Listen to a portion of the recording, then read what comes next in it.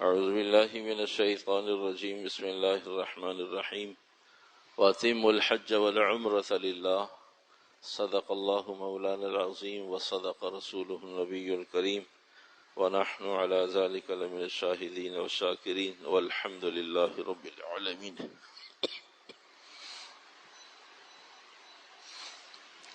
آیت مبارکہ کا تعلق دوسرا سپارہ سورہ بقرہ 196 نمبر آیت 8واں رکوع وَأَتِمُّوا الْحَجَّ وَالْعُمْرَةَ لِلَّهِ۔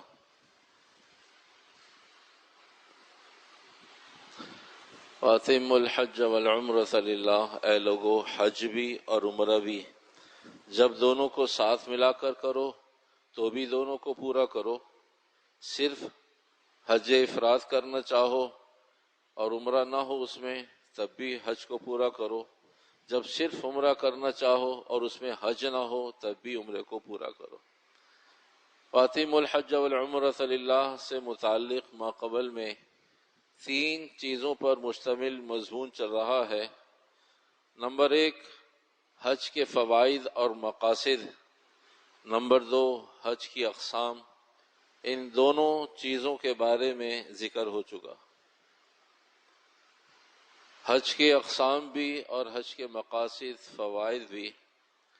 تیسرے نمبر پر مضمون ہے کہ اقوام عالم سے، کائنات کے ہر مسلمان سے حق سبحانہ و تقدس حج کے پیغام کے ذریعے کیا چاہتے ہیں، حج کیا چاہتا ہے، حج کن خوبیوں کو پیدا کرنا چاہتا ہے، حج کن اعمال کو وجود دینا چاہتا ہے، حج کے ثمرات، حج کرنے کے بعد کن فضاؤں کو حج عام دیکھنا چاہتا ہے۔ آج کا مضمون حج کی چاہت، حج کا مقصود، حج کے فوائد، حج ہم سے کیا چاہتا ہے، چاہے ہم نے حج کیا ہو یا نہ کیا ہو، قریب میں کیا ہو، دور میں کیا ہو، قریب کرنا چاہتے ہوں یا حج کو بہت دور تاخیر سے کرنا چاہتے ہوں، ہر ایک شکل کے اعتبار سے، ہر ایک عزائم اور ارادوں کے اعتبار سے حج ہم سے کیا چاہتا ہے۔ حج ہم سے 4 چیزوں کا تقاضا کرتا ہے۔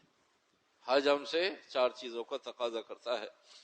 نمبر 1 ہماری طبیعت شاکر طبیعت بن جائے، ہماری طبیعت میں شکر وضعیت ہو جائے، ہماری طبیعت میں اللہ سے مانگنا، اللہ سے اپنی ضرورت کا اظہار کرنا ہماری طبیعت ثانیہ بن جائے۔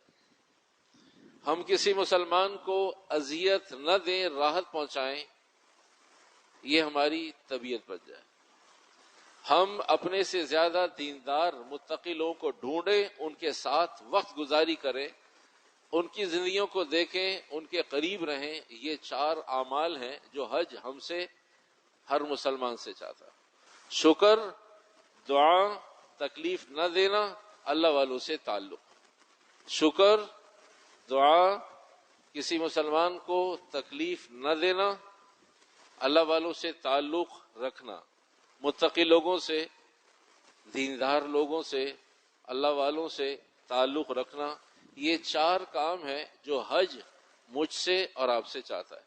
اگر ہم نے بہت پہلے حج کر رکھا ہو تب بھی آج بھی حج کا تقاضا یہی ہے کہ حاج صاحب آپ نے 40 سال پہلے حج کیا ہے، لیکن 40 سال پہلے کا حج اور آج کی زندگی میں یہ 4 میں سے کوئی ایک چیز بھی پیدا نہیں ہوئی، آج کسی کے کہنے سننے کی برکت سے سب نیت کر لیں۔ تو حج 50 سال پہلے کیا ہو تب بھی آج حج کا تقاضا یہ ہے کہ یہ 4 چیزیں پیدا ہونی چاہیے۔ اس سال حج کیا ہو تو بھی حج یہی چاہتا ہے کہ یہ 4 چیزیں پیدا ہونی چاہیے۔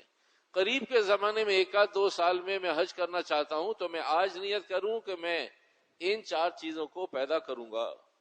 اور اگر دور دور تک میرے حج کا پتہ نہیں، بھائی جب اللہ توفیق دے گا، جب بلاوا آئے گا چلے جائیں گے۔ اگر کوئی ایسا جذبہ ہو کہ ابھی ہمارے تو اسباب نہیں ہے، کیسے جا سکتے ہیں، کیسے کر سکتے ہیں، حج تو ابھی فرض بھی نہیں ہے، لیکن جی چاہتا ہے حج کرنے کو، اگر حج فرض ہو گیا، توفیق مل گئی، چلے جائیں گے، اگر کچھ اس طرح کا ملا جلا سا رجحان ہے، تب بھی آج نیت کرنے کی ضرورت ہے کہ جب بھی مجھے رب توفیق دے تو یہ حج سے متعلق 4 چیزیں میرے اندر آنی چاہیے، اس کے لیے آج کوشش کیوں نہ کروں۔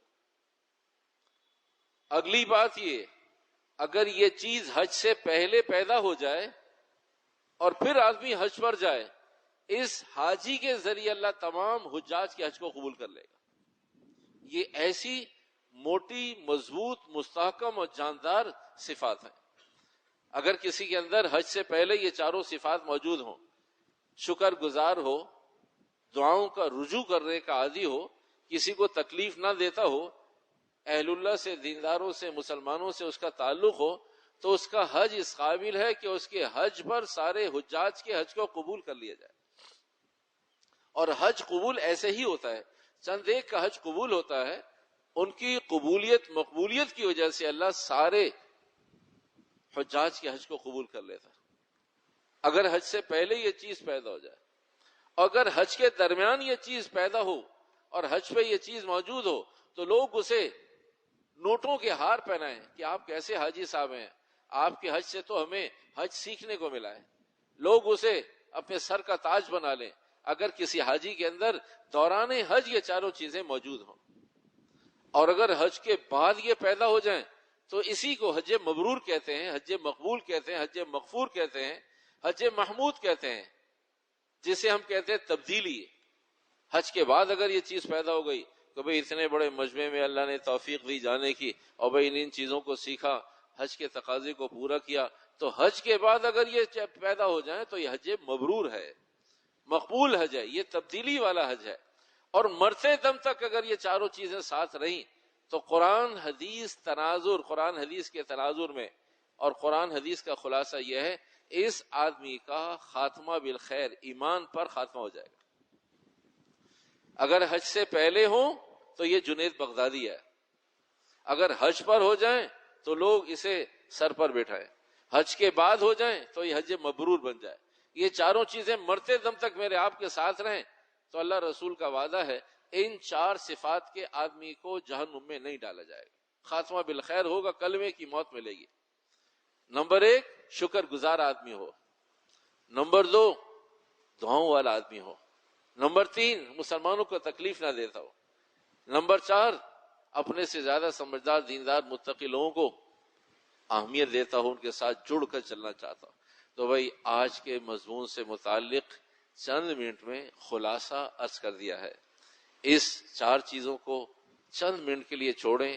ایک چیز پچھلے مضمون سے متعلق رہ گئی ہے، اقسام حج سے متعلق، بس وہ چند منٹ میں عرض کر کے واپس مضمون کی طرف آتے ہیں۔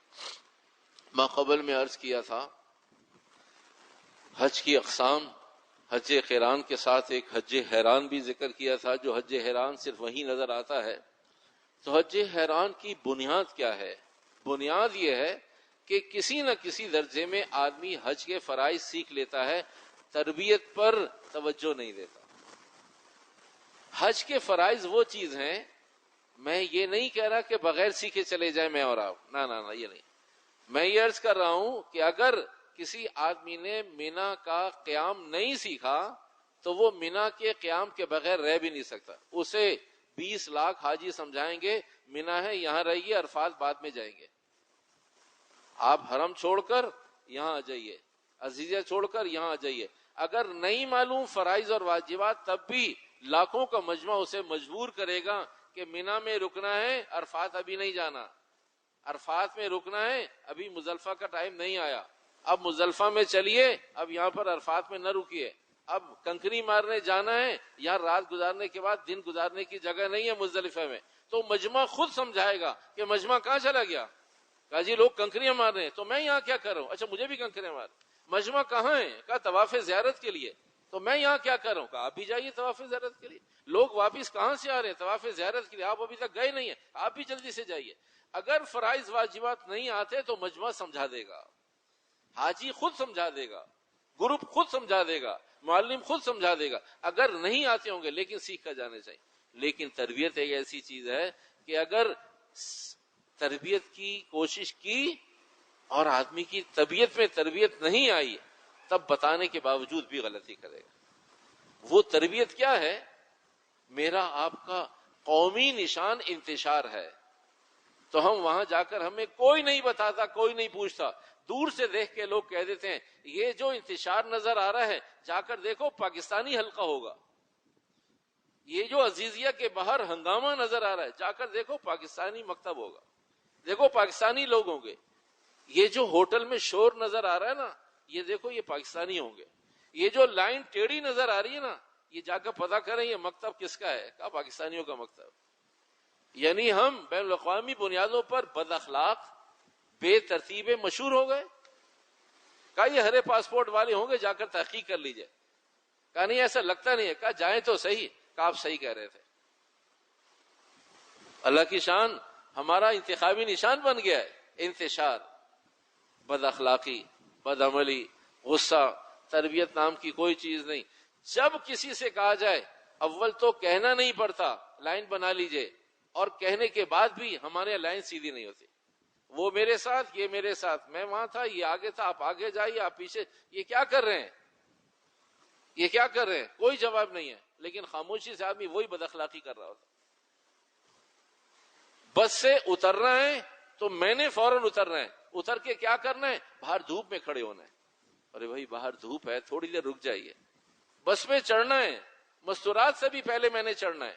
کہا اوپر چڑھ کے کیا کریں گے، کہا بس سیٹ مل جائے گی، سیٹ سب کو مل گئی، سب کو مل گئی۔ اب سب 1.25 گھنٹے تک سب اے سی میں انتظار کر رہے ہیں، لیکن چڑھتے وقت بتا دیا تھا کہ میں پاکستانی ہوں، اترتے وقت بتا دیا تھا کہ میں پاکستانی ہوں۔ یہاں تک کہ بھائی مستورات کو کیوں پہلے، جب میں آگے کھڑا ہوں، ارے بھائی مستورات ہیں، بوڑھی بھی ہیں، ویل چیئر والی بھی ہیں، کسی کے ساتھ کوئی بچی ہے، بہو ہے، بیٹی ہے، اسے سہارا دے رہی ہے، کہا نہیں نہیں میرا پہلے نمبر ہے۔ یعنی حج کے موقع پر بھی تربیت نام کی چیز، ساری قوم سو رہی ہے، سارے آپ نے لائٹ جلا کر، اللہ کی شان، کیونکہ آپ کی نیند پوری ہو گئی۔ بھائی میں کیا کروں، اگر آپ کیا کریں اس کا یہ جواب ہے کہ سب کو آپ اٹھا دیں۔ آپ اتنی زور سے گفتگو کر رہے ہیں کہ بھئی سارے آپ کے کمرے کے لوگ پریشان ہیں۔ ضمناً ایک بات ذہن میں آ گئی، میں واللہ عالم آپ کی کیا رائے ہوگی، میرے پاس تو کوئی رائے یا کوئی فیصلہ نہیں ہے۔ جہاز میں اتنی زور سے گفتگو کرنا کہ آپ کے دائیں بائیں والے متاثر ہوں، یہ بد اخلاقی ہے، اور آپ کا شاید اگر سفر ہوا ہے تو اسی بدتمیزی کے ساتھ سفر ہوا ہے، یا آپ پہلی دفعہ سفر کر رہے ہیں۔ آدمی جہاز میں سفر کر کے یہ خیال کرتا ہے کہ شاید میں زور سے بولوں تو لوگ مجھے سمجھیں کہ میرے بہت اسفار ہوتے ہیں، مجھے بہت سلیقہ اور طریقہ ہے، اور میں تو ہر وقت ہر مہینے 2 مہینے میں سفر کرتا رہتا ہوں۔ تو میرے بھائیو، جہاز کو آدمی اپنا ڈرائنگ روم اور بیڈ روم اور سٹنگ روم، میٹنگ روم سمجھتا ہے۔ 4 آدمی ہیں، ساری قوم متاثر ہے، لیکن وہ پورے سفر میں 1.25 گھنٹے ان کی زبانیں بند نہیں ہوئی۔ اور یہ انہیں کون سمجھایا کہ بد اخلاقی ہے؟ بھائی آپ گفتگو کرو خاموشی کے ساتھ۔ آپ کو کس نے بتایا کہ دائیں والے بائیں والے؟ بھائی جہاز کے سفر میں کوئی پڑھنا چاہتا ہے، کوئی مطالعہ کرنا چاہتا ہے، کوئی تلاوت کرنا چاہتا ہے، کوئی پرائیویسی چاہتا ہے، کوئی سکون چاہتا ہے، کوئی آرام چاہتا ہے۔ آپ نے پورا جہاز خرید لیا ہے، اب آپ کہہ دیں صحیح تو آپ سے زیادہ بد اخلاق، ان ایجوکیٹڈ اور آپ سے بڑا مولوی کوئی نہیں ہے۔ لیکن یہ بدتمیزی، بد تہذیبی، یہ بات میں نے پہلے بھی عرض کی تھی، کیونکہ یہ ہماری آپ کی تربیت کا حصہ ہے۔ ہمیں اور آپ کو اسفار سے، انداز سے، تربیت سے ہی میری اور آپ کے بارے میں کوئی رائے قائم کرتا ہے کہ اندر انسان موجود ہے یا نہیں ہے۔ یہ صرف اس کا نام انسان ہے، باقی اندر کوئی انسانیت نام کی چیز نہیں۔ پوری دنیا میں ایگزیکٹو کلاس کہلاتی ہے جو جہازوں میں سفر کرتی ہے۔ میری بات غلط ہو سکتی ہے، میں پہلے معافی چاہتا ہوں۔ سب سے بدتمیز، سب سے بد اخلاق کلاس یہی ہے، سب سے زیادہ نہ تجربہ کار کلاس یہ، جنہیں کسی کو پیسے کا زوم ہوتا ہے، کسی کو موبائل کا زوم ہوتا ہے، کسی کو اپنے عہدے کا زوم ہوتا ہے۔ ابھی آپ کو صرف ایک وقت ہوتا ہے، ہر وقت آپ بورڈنگ کروا لیں تو بورڈنگ کروا لیں، آپ صرف اناؤنس پر چل رہے ہوتے ہیں، آپ سسٹمیٹک نظام میں چل رہے تھے، آپ لاؤنج سے جہاز میں چلے جائیں، آپ قطار پر، اس لیے کہ سب کو معلوم ہے اگر یہاں نہ مانا تو لوگ الٹا لٹکا دیں گے، نکال باہر کریں گے۔ لیکن جب جہاز ابھی زمین پر ٹکے نہیں ہیں اس کے پیر، ٹھک ٹھک ٹھک ٹھک ٹھک سب کی بیلٹیں کھلنا شروع ہو گئیں کہ ہر آدمی بتا رہا ہوتا ہے کہ مجھے بہت سفر کا آئیڈیا ہے، مجھے معلوم ہے، اس وقت بیلٹ کھول دیجیے۔ وہ اناؤنس کرنے والا اناؤنس کر رہا ہے، بھائی ابھی بیلٹیں نہ کھولیں، آپ کی مہربانی، جہاز کو رک جانے دے، آپ کی حفاظت کے لیے ساری چیزیں، سامان اوپر نیچے ٹیڑھا میڑھا گر جائے کسی کے ساتھ۔ کوئی نقصان ہو جائے کہتے نا نا نا نا. اس موقع پہ آدمی بتاتا ہے کہ بھائی میں پاکستانی ہوں, پاکستان ایئرپورٹ آ گیا ہے, اب میں کسی قانون کا پابند نہیں ہوں. اچھا کیا ہو رہا ہے پھر؟ ہو یہ رہا ہے کہ کبھی 7 منٹ, کبھی 8 منٹ, کبھی 10 منٹ, کبھی 14 منٹ کوریڈور میں سارا سنجیدہ طبقہ کھڑا ہوا ہے, سیٹیں ساری خالی پڑی ہیں, اور ہر آدمی بیگ کسی نے کندھے پہ ڈالا. ارے بھائی یہ کیا عذاب ہے, کیا مصیبت ہے, عقل آدمی مت ماری گئی ہے, کیا ہو گیا یہ؟ یعنی سیٹیں ساری خالی ہو گئی کوریڈور میں, جہاز کے درمیانی راستے میں ہر آدمی اپنا بیگ اٹھائے ہوئے, کسی نے سر پہ رکھا ہوا ہے, کسی نے کسی حال میں کھڑا ہے, کوئی کسی حال میں کھڑا ہے. اگر کوئی تصویر لینے والا ہے تصویر لے لینا تو آدمی اپنا چہرہ چھپاتا پھرے کہ کسی کو بتا نہ دے, اتنا بد اخلاق آدمی ہے. تربیت نام کی چیز امت مسلمہ سے مفقود ہو گئی, ختم ہو گئی. تو بھائی حج کے فرائض سے پہلے میں اور آپ اپنے بڑوں سے پوچھ کے جائیں کہ بھائی تربیت نام کی بھی کوئی چیز ہوتی ہے. کہیں ایسا نہ ہو کہ میں نمائندہ بن کے جا رہا ہوں پاکستان کا, اور ہر آدمی ہر بد اخلاقی پر انگلی اٹھا رہا, پاکستانی, ہرا پاسپورٹ پاکستان, فلاں مکتب, فلاں علاقہ, فلاں فلاں فلاں فلاں, اور ہر جگہ گھوم پھر کر نیچے پاکستانی نظر آتا ہے.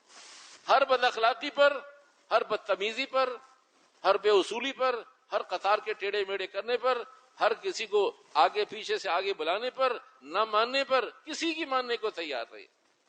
بھائی جب حج کر کے اللہ کی نہیں مانی تو کسی اور کی کیا مانے گا؟ اللہ سے بڑا کون ہے؟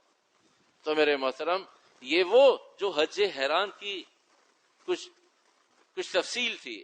تو بھائی یہ تربیت بہت ضروری ہے. میں اور آپ بھی, ہمارے آپ کے پاس سے جتنے لوگ بھی جائیں, حج کے فرائض, واجبات, مسائل سب اپنی جگہ ضرور بتانے ہیں, لیکن تربیت نام کی چیز کہ بھائی وہاں کوئی اجتماعی زندگی ہوتی ہے, اجتماعی زندگی کا اہتمام اور خیال کیا جائے. آئیے مضمون کی طرف. آج کا مضمون یہ ہے کہ اللہ سبحانہ وتعالی حج کے ذریعے میرے آپ کے اندر 4 خوبیاں پیدا کرنا چاہتا ہے کہ ہم شکر گزار بنیں, ہم شکر گزار بنیں, ہم صاحب الدعا بنیں, اللہ سے مانگنا ہمیں آ جائے. تیسرے نمبر پر ہم کسی کو تکلیف دینے سے رک جائیں, میری ذات سے کسی کو کوئی تکلیف نہ ہو. یہ حج کا پیغام ہے, یہ حج کا پیغام ہے. اور چوتھے اور آخری نمبر پر اپنے سے زیادہ دیندار اللہ والوں سے ہمارا تعلق ہو. یہ چاروں کی قدر تفصیل, اور آج کا مضمون ختم. تو بھائی شکر کس بنیاد پر کیا جائے؟ پہلی بات یہ سمجھ لیجئے, جتنے وظائف, جتنی آیات, جتنے اسماء الحسنی, جتنی خوبی کی چیزیں, جتنی اللہ کی تعریف, اگر کبھی کہیں کسی کو کوئی سوال آئے کہ سب کو جمع کر کے کوئی ایک عمل کر کے دکھائیے کہ وہ سب کو شامل و داخل ہو, تو وہ ایک اللہ کا شکر ہے. اس شکر میں استغفار موجود ہے. اللہ تو نے گناہوں سے بچایا, تیرا شکر ہے. جتنی نعمتیں اللہ نے عطا فرمائی, اس کا شکر. شکر ایک ایسی چیز ہے, اگر کوئی آدمی کہے کہ سارے معاملات کو, وظائف کو, اعمال کو, اسماء الحسنی کو, خوبیوں کو, آیات کو, حدیث کو جمع کرو, کوئی ایک کام کرنے کی اجازت ہے جس میں سب شامل ہو, وہ رب کا شکر ہے بس. تو شکر ایک ایسی بڑی نعمت ہے. حج سے پہلے آدمی ہر بول میں ناشکری بول بولتا تھا, حج کے بعد ہر حال میں اللہ کا شکر. تو شکر ایک ایسی نعمت ہے کہ جس پر اللہ کا وعدہ ہے, اے اللہ تو نے زندگی دی, ایمان امال کے ساتھ دی, خاتمہ بالخیر کے لیے شکر کر کے دعا کر رہا ہے, اے اللہ خاتمہ بھی ایمان کے ساتھ کر دے. تو جس نعمت کا شکر ادا کیا جائے گا, تو یہ شکر ایک ایسی بڑی نعمت ہے جو سارے اعمال کو, سارے قرآن کو, ساری حدیث کو, سارے انبیاء علیہ الصلوۃ والسلام کی تعلیمات کو جامع اور مانے ہے. شکر ایک ایسی نعمت ہے, اور حج سکھاتا ہے شکر کرو, اس لیے کہ اتنے بڑے مجمع میں کوئی اندھا ہے, کوئی لوڑا ہے, کوئی لنگڑا ہے, کوئی ضعیف ہے, کوئی غریب ہے, کوئی امیر ہے, کوئی گورا ہے, کوئی کالا ہے, کسی کے پاس کھانے کو ہے, کسی کو کھانے کو نہیں ہے, کسی کے پاس پورے ریال ہیں, کسی کے پاس پورے ریال نہیں ہے, کسی کے پاس پورے کپڑے ہیں, پورے کپڑے نہیں ہیں, پورا سفر سہولت سے گزر سکتا ہے, نہیں گزر سکتا, اچھی رہائش ہے, اچھی رہائش نہیں ہے. بے شمار چیزیں, دن میں سینکڑوں مرتبہ اللہ کا شکر ادا کرنے کا داعیہ پیدا ہوتا ہے. اے اللہ تیرا احسان ہے, اے اللہ تیرا, اتنا بڑا مجمع, ہزاروں لاکھوں لوگ حج پر ویل چیئر پہ ہوتے ہیں, لیکن ان گناہگار لوگوں نے معذور لوگوں کو دیکھا جن کی ویل چیئر چلانے والا کوئی نہیں تھا, پیروں سے معذور تھے, اپنے ہاتھوں سے اپنی ویل چیئر چلا رہے تھے اور حج کرنے آئے ہوئے تھے. اے اللہ تیرا احسان ہے کہ اگر ویل چیئر والے لوگ ہیں تو چلانے والے بھی موجود ہیں. اے اللہ تیرا احسان ہے کہ اگر ویل چیئر والے تو اب کم از کم ہاتھ پیر سلامت تو ہیں, پیر سلامت نہیں, ویل چیئر چلانے والا نہیں, سخت گرمی, اور مجمع کو معلوم نہیں کہ نیچے ویل چیئر پھنسی ہوئی ہے، کچھ نہیں معلوم کہ وہ پیروں سے معذور ہے، زندگی سے بھی معذور ہو جائے. ایسے لوگ بیچ میں پھنسے ہوئے. اے اللہ تیرا احسان ہے، اس حال میں بھی حج کرنے آئے ہیں. تو ہر حال میں حج اللہ کا شاکر بناتا ہے بندے کو، تو اللہ کا شکر پیدا ہو جائے، آدمی کی طبیعت میں شکر آ جائے. مولوی صاحب تھوڑا سا وقت چاہیے، کچھ ملازمین کے بارے میں بات کر رہی ہیں. کیا ہو گیا ملازمین تنگ کر رہے ہیں؟ کہا نہیں تنگ نہیں کر رہے، بس تھوڑا سا مشورہ کر رہے ہیں. مولوی صاحب ڈرائیور کے بارے میں رائے قائم کرنی ہے، کچھ مشورہ کر رہے ہیں. مولوی صاحب فیکٹری کے بارے میں کوئی رائے قائم کرنی ہے. حج کے بعد اب وہ ناشکری کے بول چھوڑ دیے اس نے. پہلے کہا کرتا تھا فلاں تنگ کر رہا ہے، بدماشی کر رہا ہے، استخارہ کریں اور بات بتائیں، رکھنا ہے نہیں رکھنا ہے، نکالنا ہے فائل کرنا ہے، کیا کرنا ہے، تنخواہ کاٹنی ہے. اب کیا ہے حج کے بعد؟ کہا نہیں آدمی تو اچھا ہے، بس مشورہ کرنا ہے، الحمدللہ کام ٹھیک ہے، فیکٹری کا الحمدللہ ٹھیک ہے. اب وہ ساری ناشکریاں شکر میں بدل گئی. پتہ چلا کچھ تبدیلی ہوئی حج کے بعد. حج کے بعد پہلے ہر جگہ ناشکری، نہیں بہت تنگی، نہ اللہ کا احسان ہے، اللہ عزت سے دے رہا ہے، کروڑوں سے اچھا دے رہا ہے، تو 2 ٹائم 3 ٹائم کھانے کو دے رہا ہے، اللہ عزت سے دے رہا ہے. پہلے یہی کہا بس ایسے ہی ہے، معاملات ہے، حالات خراب ہیں، آپ کو تو پتہ ہے، آپ تو جانتے ہیں، آپ کو تو یوں ہے اور آپ کو تو یہ. اور اب 1 مہینہ گزرا درمیان میں، حج گزرا درمیان میں، اب ساری چیزیں شکر میں کنورٹ ہو جائیں. تو شکر اللہ کی وہ بڑی نعمت ہے جس پر اللہ خوش ہوتا ہے، اتنا خوش ہوتا ہے کہ خوش ہو کر فرشتوں سے کہتا ہے جس پر اس نے شکر کیا اسے 1000 گنا اور دے دو اسے. اگر کوئی آدمی چاہے اللہ کی منشا پوری کرنا تو وہ استغفار کے ذریعے نہیں پوری کر سکتا، وہ نمازوں کے ذریعے، حج زکات کے ذریعے پوری نہیں، وہ شکر کے ذریعے پوری کر سکتا. اے اللہ ہر چیز کا، ہر شے کا شکر ادا کرتا ہوں. اے اللہ ہر ایک کی طرف سے شکر ادا کرتا ہوں. اے اللہ پہلے والوں کی طرف سے بھی شکر ادا کرتا ہوں. اے اللہ قیامت تک جو لوگ آئیں تو ان کو جو جو نعمت عطا فرمائے اس کا بھی شکر ادا کرتا ہوں. اے اللہ جو تو نے دی لوگوں نے نعمت نہ جانی ان کا بھی شکر ادا کرتا ہوں. اے اللہ تو نے لوگوں کو نہیں دی لیکن تیری نگاہ میں نعمت ہے، اللہ اس کا بھی شکر ادا کرتا ہوں. اگر کوئی آدمی کائنات میں اللہ کی ہر شے کا شکر ادا کرنا چاہتا ہے تو وہ اس راستے سے پوری کائنات کے ہر ذرے کا شکر بجا لا سکتا ہے. اے اللہ ہر شے کا شکر ادا کرتا ہوں، میرے پاس ہو یا نہ ہو، اللہ تیری تو نعمت ہے نا، اللہ کسی کے پاس بھی ہو، اللہ ہر ایک کی طرف سے شکر ادا کرتا ہوں جس کے پاس تو نے جو کچھ نعمت عطا فرمائی، پہلی قوموں کو عطا فرمائی، بعد میں لوگ آئیں گے ان کو عطا فرمائی، قیامت تک کتنے لوگ آئیں گے، کتنی جدید ٹیکنالوجی آ جائے گی، کتنی نعمتیں آ جائیں گی، کس کو اللہ تو کیا نعمت عطا فرمائے گا، لوگوں کو دے یا نہ دے، اگر تیرے علم ہے کہ یہ نعمت ہے اللہ میں اس کا آج شکر ادا کر. اللہم لک الحمد ولک الشکر. پوری کائنات کا شکر گزار بندہ ہو سکتا ہے صرف ان چند جملوں میں.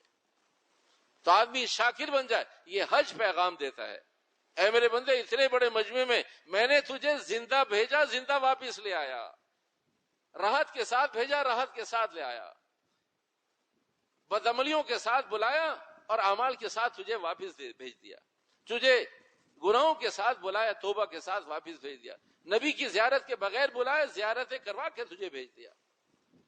اتنی نعمتیں. تو بھائی شکر یہ پہلی بات. دوسری بات آدمی صاحب الدعا بن جائے، صاحب الدعا بن جائے، ہر چیز ہر موقع پر ہر چیز اللہ سے مانگے، اللہ سے مانگنا آ جائے، اللہ سے مانگنا آ جائے. بس حج کے اندر سب سے بڑا عمل دعائیں، جہاں جائیں دعائیں، جہاں جائیں دعائیں، حرم میں جائیں دعائیں، آپ علیہ السلام کے پاس جائیں دعائیں، مسجد نبوی چلے جائیں دعائیں، مینا میں دعائیں، عرفات میں دعائیں، مزدلفہ میں دعائیں، سفر میں دعائیں، یہاں تک کہ کنکری مارنے کے بعد بھی پیٹھ دیجئے شیطان کی طرف اور قبلے کی جانب منہ کر کے وہاں بھی دعائیں. ورنہ شیطان ادھر، شیطان کو کنکری ماری ہے، اعوذ باللہ من الشیطان الرجیم پڑھا ہے، بسم اللہ اللہ اکبر پڑھا ہے، اے اللہ اسے نیست و نابود، خائب و خاسر کر دے، اے اللہ تو رضی الرحمن، اے اللہ تو راضی ہو جا. وہ ادھر دعائیں پڑھ کے پھر پیٹھ دیتے ہیں شیطان کو اور قبلے کی جانب منہ کر کے پھر دعائیں کرتے ہیں. قربان جائیے، دعائیں دعائیں دعائیں. صاحب الدعا بنا دیا کہ تمہیں مانگنا آ جائے، تمہیں مانگنا آ جائے. دعاؤں کے بارے میں آپ حضرات نے بھی تقریباً 250 پرچیاں ہمارے پاس رہیں. جن لوگوں نے دعاؤں کے لیے کہا تھا 8 سے 9 مرتبہ روضہ رسول علیہ الصلوۃ والسلام پر آپ حضرات کا سلام پیش کرنے کی توفیق ملی، الف مرات کے ساتھ. تقریباً 248 اور 50 کے قریب سلپس میرے پاس تھی. آپ اطمینان رکھیے ان ساری دعاؤں کے لکھنے والے پرچی دینے والوں کا اگر اس سال حج ہوا یا نہیں ہوا، لیکن آپ کے لکھی ہوئی تحریرات، پرچیاں، سلپ، جو چیز آپ نے دی تھی اس کا حج ہو گیا. وہ سارے سفر میں ہمارے ساتھ رہی، ایک سے زائد 3 4 5 مرتبہ وہ ساری دعائیں پڑھنے کا موقع ملا کہ پھر وہ حاضر ہو جائیں. دعاؤں کے حوالے سے ایک بات ذہن میں آئی، بہت سارے لوگوں نے بہت ساری دعائیں، والدین کے لیے، بچوں کی شادیوں کے لیے، کاروبار کے لیے، بچوں کے نیک ہو جانے کے لیے، والدین کی صحت کے لیے، حج عمرے کے لیے، زیارت رسول علیہ الصلوۃ والسلام کے لیے، بے شمار دعائیں، بے شمار چیزیں. چند چیزیں صرف اس لیے کہ داعیہ پیدا ہو. ایک صاحب نے تقریباً 20 دعائیں لکھی ہیں، ایک صاحب نے کم از کم 30 دعائیں، ایک صاحب نے 52 دعائیں لکھی ہیں ایک صفحے پر. تو مجھے حیرت ہوئی کہ ایک آدمی، الحمدللہ ثم الحمدللہ، دعاؤں کا مسلمانوں کے اندر آج بھی رواج اور رجحان موجود ہے کہ ہمارے کام دعاؤں سے ہوں گے، ایک دوسرے کے لیے دعائیں کرنے سے ہوں گے. تو الحمدللہ خوشی ہوئی اس بات کی. ساتھ ساتھ ایک دعا، چند دعائیں جو نگاہ بہت زیادہ متاثر کن تھیں. ایک صاحب میں کہ میرے بچوں کے لیے کہ وہ نماز کے پابند ہو جائیں، اس کی عمومی دعائیں یہ نہیں تھیں، میرے بچے نماز با جماعت پڑھیں، عمومی دعائیں یہ نہیں. مجھے صرف ایک جگہ تقریباً وہ 250 پرچیوں میں کم از کم 2-2.5 ہزار دعائیں تھیں، ان میں سے ایک یا دو جگہ مجھے نظر آیا کہ میرے بچے نمازی ہو جائیں. ایک صاحب نے لکھا میں تکبیر اللہ کا اہتمام کرنے لگوں، میں صف اول میں تکبیر اللہ کا اہتمام کروں. ایک صاحب نے کہ بھئی میں سود سے میری جان چھوٹ جائے. یہ وہ دعائیں ہیں جو عمومی ہونی چاہیے تھیں، عمومی ہونے چاہیے تھے. وہ چند ایک دعائیں. ایک صاحب ہمارے دوست ہیں، وہ خطاط ہیں، انہوں نے کہا جی میں مسجدوں پر اور مختلف جگہوں پر آیات کلمات لکھتا ہوں تو میرا یہ شعبہ ہے، تو آپ وہاں حرم میں میرے لکھے ہوئے کی قبولیت کی دعا کیجئے. مجھے بہت خوشی ہوئی کہ ایک آدمی اپنے فن کے بارے میں فکر مند ہے کہ اللہ رسول علیہ الصلوۃ والسلام کیا قبول ہو جائے میرا یہ فن. تو میرے محترم، دعاؤں کے حوالے سے جو آدمی دعاؤں کا اہتمام کرے گا کبھی قیامت تک محروم نہیں رہے گا. اللہ کا وعدہ ہے کہ وہ محرومی سے پہلے اسے موت نہیں دے گا، محروم ہوگا تو موت نہیں دے گا، اسے اللہ دے کر موت دے گا، قبول کر کے دے گا. تو دعائیں ایسی بڑی نعمت ہے. دعاؤں والا کبھی مایوس نہیں ہوتا، ہمیشہ اللہ پہ بھروسہ کرتا ہے. لوگوں سے تھوڑی مانگا کہ لوگ منع کر دیں گے، اللہ سے مانگا اللہ ضرور دے گا. مایوس نہیں ہوتا، محروم نہیں ہوتا، مردود نہیں ہوتا، راندہ درگاہ نہیں ہوتا دعا کرنے والا. یہ دعا ایسی بڑی نعمت ہے. اللہ حج کے ذریعے پیغام دینا چاہتا ہے کہ بھئی حج، جو آدمی بھی دعاؤں کا اہتمام کرے گا تینوں صفات بیک وقت اس کے اندر موجود ہوں گی. محروم کبھی نہیں ہوگا، مایوس کبھی نہیں ہوگا، مردود کبھی نہیں ہوگا. اللہ اس کے ہر عمل کو، لولے لنگڑے عمل کو بھی، ناقص عمل کو بھی قبول کر لے گا دعا کی برکت سے. اے اللہ میرے پاس اتنا سا تھا میں نے دے دیا، اللہ میرے پاس یہی طاقت قوت تھی میں نے تیرے حضور پیش کر دیا، اللہ میں یہی کر سکتا تھا یہ کر دیا، اللہ میں کمزور ضعیف ہوں. اللہ کو یہ جملے پسند ہیں، میرا بندہ اپنے آپ کو کمزور، ضعیف، پریشان، ناتواں اور کسی رب پر بھروسہ کرتا ہے. اللہ پاک کامل آدمی سے بھی اس ناقص کو زیادہ عطا فرماتا ہے. تیسری بات، لوگوں کو تکلیف سے بچانا. اتنے بڑے مجمع میں 4 آدمیوں کے درمیان، فیملی کے درمیان، 10 20 50 آدمیوں کے درمیان عین ممکن آدمی اس کا اہتمام کر لے، عین ممکن اس کا اہتمام کر لے کہ آدمی تکلیف دہ نہ بنے، نافع بنے، مضر نہ بنے، نقصان دینے والا نہ. اتنے بڑے مجمع میں اللہ اکبر، آدمی تکلیف سے بچا سکے نہ بچا سکے، اگر دعا کرے گا اللہ اس سارے مجمع کو بھی تکلیف سے بچا لے. سارے مجمع تک نہ پہنچ سکتا ہے، نہ راحت پہنچا سکتا ہے، نہ انہیں تکلیف سے بچا سکتا ہے، لیکن اگر 50 لاکھ آدمی ہوں گے تو 50 لاکھ لوگوں کو راحت پہنچانے کا اجر اللہ عطا فرما دے گا. اس لیے کہ اس کی نیت یہ ہے کہ اللہ میں کسی حاجی کو تکلیف دینا نہیں چاہتا. جو آدمی لوگوں کو تکلیف سے بچانا چاہتا ہے گویا کہ وہ فرشتوں کو اپنی مدد کے لیے لگا دیتا ہے. واللہ فی عون العبد ما کان العبد فی عون اخیہ. اللہ کے نبی علیہ السلام نے فرمایا جو مسلمان کی مدد کرتا ہے، راحت پہنچاتا ہے، اللہ فرشتوں کے ذریعے اس کی مدد اور اس کی راحت پہنچاتا ہے. تو جو آدمی حج کے دوران اس نیت کر لے، جب لاکھوں آدمی کو اذیت سے بچا سکتا ہے تو چھوٹی سی فیملی کو، چھوٹے سے خاندان کو، چھوٹے سے لوگوں کو، تھوڑے سے نمازیوں کو، تھوڑے سے محلے داروں کو، تھوڑے رشتہ داروں کو تو بطریقہ والا بچا سکتا ہے. بشرطیہ اللہ نے وہاں ایک ایکسرسائز کروائی اور بڑے لوگوں کے ساتھ، دینداروں کے ساتھ، سنجیدہ سمجھدار لوگوں کے ساتھ، متقی لوگوں کے ساتھ اپنے آپ کو جوڑ لے. ایک بات عرض کر کے بات ختم کرتا ہوں تاکہ اندازہ ہو، اگر کوئی آدمی اپنے سے زیادہ متقی آدمی کے ساتھ جڑا ہوا ہے تو ایسا ہے جیسے نابینا کسی بینا آنکھوں والے کے ساتھ جڑا ہوا ہے۔ اب ایک آدمی نابینا ہو اور بینا کے ساتھ جڑا ہوا ہو، منزل پر پہنچے گا نہیں پہنچے گا؟ اس وقت پہنچے گا جب بینا کو بھی منزل معلوم ہو۔ اگر بینا کو منزل معلوم نہیں، کہا میری آنکھیں تو ہیں، میں کہاں لے کے جاؤں آپ کو؟ میری آنکھیں نہیں ہیں، کہا مجھے لے جاؤ، کہا کہاں لے جاؤں؟ کہا یہ تو مجھے نہیں معلوم کہ میں آیا کہاں سے ہوں، ایڈریس مجھے نہیں معلوم، کارڈ میرے گلے میں ڈالا ہوا یہ دیکھ لو۔ بینا کہتا مجھے پڑھنا نہیں آتا، کہا میری آنکھیں تو ہیں، مجھے بتاؤ کہاں لے کے جاؤں تمہیں؟ اس کا تجربہ کہ بھئی دیندار لوگوں کے ساتھ، متقی لوگوں کے ساتھ اور اللہ والوں کے ساتھ جڑنا کتنا ضروری ہے۔ ایک بوڑھے آدمی نے جس کے گلے میں کارڈ ڈلا ہوا، اس نے ایک شرطے کو پولیس والے کو دکھایا۔ اب پولیس والا تو سمجھا سکتا ہے یہاں جائیے، یہاں جائیے، وہاں چلے جائیے، اس راستے پہ سے، وہ ساتھ تھوڑی جائے گا، اب ہر آدمی کی اپنی جگہ ڈیوٹی ہے۔ تو اسے سمجھایا، وہیں ایک آدمی مل گیا اسے، کہا یہ کیا کہہ رہا ہے؟ کہا جی کارڈ دیکھو۔ او ہو، کہا بابا یہاں کہاں پہنچ گئے آپ اتنی دور؟ کہا مجھے میرے مکتب میں چھوڑ دے تیری مہربانی، میرے مکتب میں چھوڑ دے تیری مہربانی۔ کہا مجھے چھوڑ دے گا؟ کہا ہاں چھوڑ نہیں دوں گا، وہاں پہنچاؤں گا، فکر نہیں کرو۔ تو کہا کیوں؟ آپ کا مکتب؟ کہا میں بھی اسی مکتب کو، میں تو کسی کام سے آیا تھا اتنی دور، لیکن آپ یہاں کہاں گھوم رہے؟ آپ تو مکتب سے بہت دور نکل آئے۔ تو اس بوڑھے آدمی نے کہا تیری مہربانی مجھے وہاں پہنچا دے۔ کہا اچھا بابا میرے ساتھ چلو آپ۔ تو بابا ہر تھوڑی دیر میں اس کے احرام کی چادر پکڑ لے، بابا میں آپ کے ساتھ چل رہا ہوں، آپ فکر نہیں کرو، آپ کو پہنچاؤں گا، آپ غم نہیں کرو۔ جہاں آپ کا مکتب ہے تھوڑا سا دور ہے، پیدل چلنا پڑے گا، دیر لگے گی، گرمی بھی ہے، لیکن آپ تو تھوڑی دیر میں وہ پھر چادر پکڑ لیں۔ کہا بابا چادر نہیں کھینچو، پریشان نہیں ہو۔ اس آدمی کو معلوم ہے کہ اگر میں نے اس جاننے والے کا احرام نہیں پکڑا تو میرا احرام کھل جائے گا، اسے معلوم ہے کہ میں منزل پہ نہیں پہنچوں گا۔ تو وہاں یہ بات سمجھ میں آئی۔ قرآن حدیث نے بے شمار آیات میں صحابہ کی زندگیاں موجود ہیں کہ بھی اپنے سے بڑے اللہ والوں کا دامن پکڑ لو، کہیں ٹھکانے پہنچ جاؤ گے۔ عرفات کے میدان میں یہ بات سمجھ میں آئی، جس آدمی کو راہ نہیں معلوم، جو نابینا ہے، جس کے پاس علم نہیں ہے، جس کے پاس معلومات نہیں ہے کہ مجھے اپنے مکتب میں پہنچنے کے لیے کن راستوں کو اختیار کرنا ہے، اور اپنے کارڈ کو بھی پڑھنا نہیں، گلے میں کارڈ ڈلا ہوا ہے، سینے میں ایمان موجود ہے، لیکن نظر نہیں آ رہا کہ میں نے جانا کہاں ہے۔